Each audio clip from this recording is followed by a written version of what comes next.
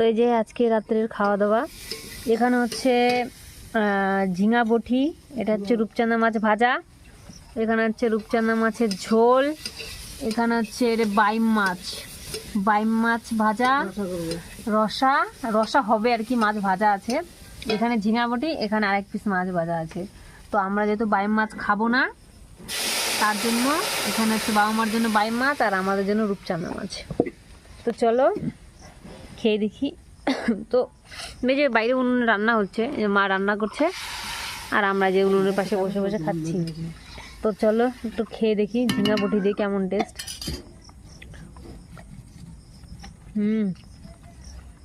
দারুণ, সাথে একটু মাছ ভাজা, রূপচাঁদা মাছ,